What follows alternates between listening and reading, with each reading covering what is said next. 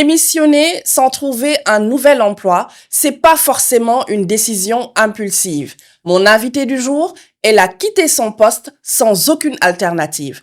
Pourquoi? Nous allons le comprendre à travers une discussion profonde, authentique, sans jugement, mais avec beaucoup de lucidité. Bonjour Nya. Bonjour, Nafissatou. Comment vas-tu? Ça va, Et cette alhamdoulilah. matinée? Tranquille.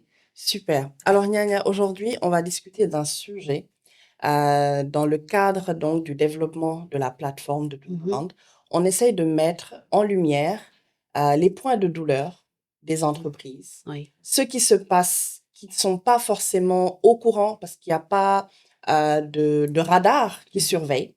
Et dans ce cadre, on aimerait avoir cette discussion autour de la démission sans aucune alternative.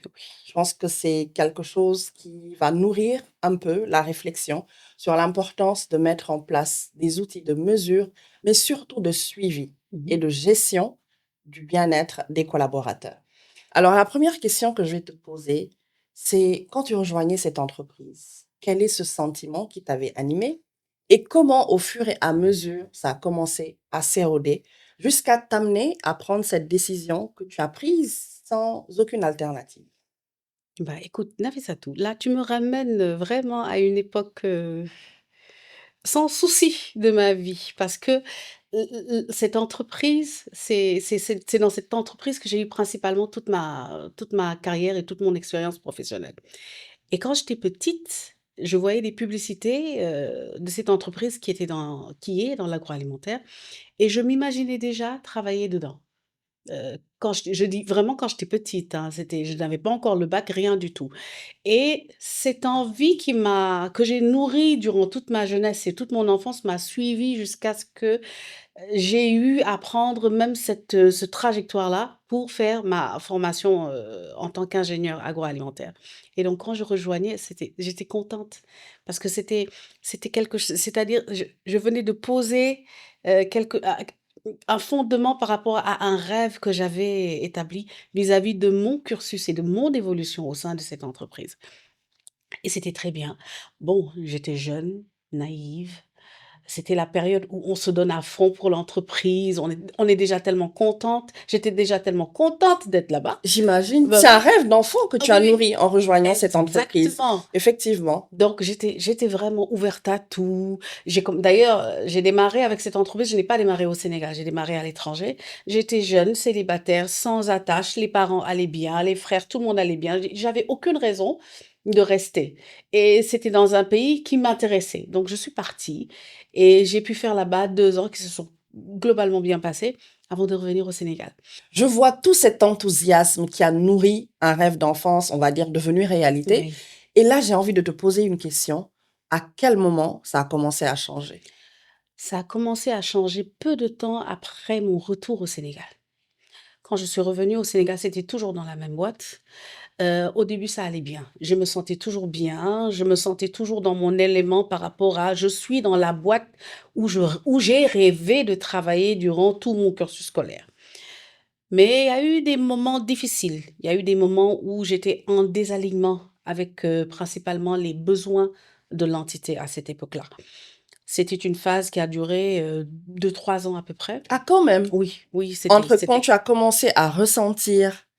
ça commençait à être difficile. Mhm. Ma réflexion n'était pas encore tournée vers la démission, mais je vivais des moments extrêmement compliqués en interne. Ok. Mais à cet instant-là, la solution de la démission n'était pas N'était encore pas là. envisageable. Voilà, n'était pas envisageable. Avant que tu ne poursuives, quand tu vivais ces moments difficiles, comment ça se passait au niveau de l'entreprise? Est-ce qu'ils voyaient que tu Oui, n'étais pas en train de performer? oui, oui, oui. Est-ce qu'il y a eu des mesures correctives? Est-ce qu'il y a eu du soutien de leur part? Bon, ça se voyait.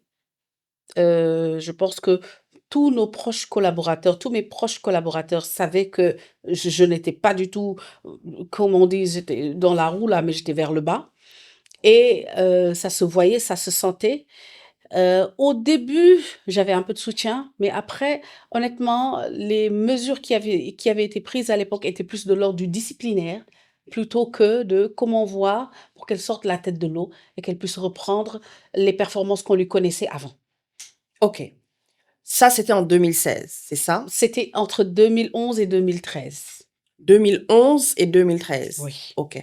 Et en 2016, qu'est-ce qui s'est passé? voilà.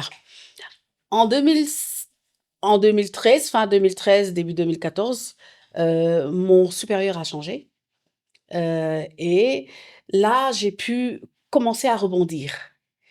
Heu, Comme je le disais, vu le passage difficile, le passage à vide que j'ai eu, j'avais vraiment envie de changer. Et là, il n'y avait pas encore l'idée de la démission, mais j'avais vraiment envie de changer de poste, de sortir carrément de mon cadre. Je suis une personne qui travaillait en production et je voulais carrément aller vers tout ce qui était affaires réglementaires, voire marketing. Et j'avais le support, hein, de mon direct report, de mon manager. Malheureusement, ça s'est pas concrétisé. Et je pense que c'est là que dans ma tête, j'ai commencé à partir. Parce OK. que j'avais fait le tour du poste que j'avais. J'avais besoin de nouveaux challenges. Je suis une personne qui a besoin de changement, qui a besoin de sentir que ça bouge. Et ça ne bougeait plus, c'était le calme plat. Ce n'était pas une volonté, hein, de mon supérieur que ça ne bouge pas de mon côté. Lui aussi, il avait ses impératifs et lui aussi, il n'avait pas carte blanche pour tout. Mais c'est à cet instant-là que j'ai vraiment commencé à déconnecter.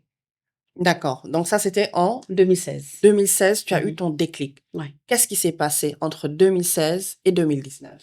Bah, ce qui s'est passé, c'est que ce déclic que j'ai eu, j'ai commencé à contempler l'idée de me voir ailleurs, mais par épisode.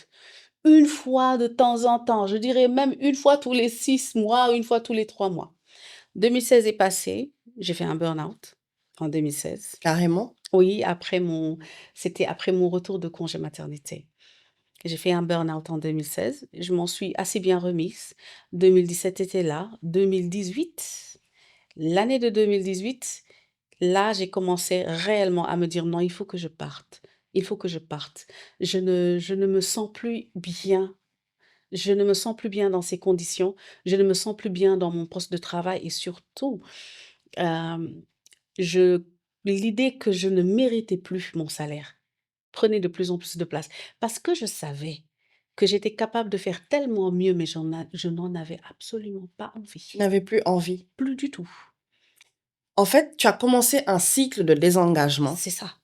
Tu as montré des signaux faibles Oui, qui n'ont pas été détectés. Je oui. pense que si ça avait été détecté, tu aurais eu peut-être l'opportunité de rester. En 2016, ma déception de ne pas changer de poste, je l'ai exprimée à mon supérieur, qui m'a fait comprendre qu'il était vraiment désolé, mais qu'il ne pouvait pas faire autrement. Et après, je n'en ai plus parlé. En 2018, j'en ai reparlé à un autre de mes supérieurs parce qu'entre-temps, il y avait du changement. Et lui, honnêtement, de tous les managers que j'ai eus, c'est celui avec lequel j'ai le plus communiqué. Nous avions cette relation de transparence. Il nous permettait, en tout cas personnellement, il me permettait de lui dire le fond de ma pensée, sans filtre. C'est quelque chose qu'il a toujours apprécié chez moi. Et donc lui, il savait. Il savait que vraiment, que je me battais pour tenir, mais que l'envie n'était plus très là. C'est vrai que quand j'ai déposé ma lettre de démission, ça l'a un peu choqué. D'ailleurs, j'ai couru derrière lui pendant 2 mois pour qu'il reçoive la lettre et qu'on puisse commencer le décompte pour que je puisse partir en septembre. Mais c'était compliqué. Lui, de son côté, je sentais bien que il avait les mains liées, mais au moins il me permettait de venir dans son bureau et de me vider.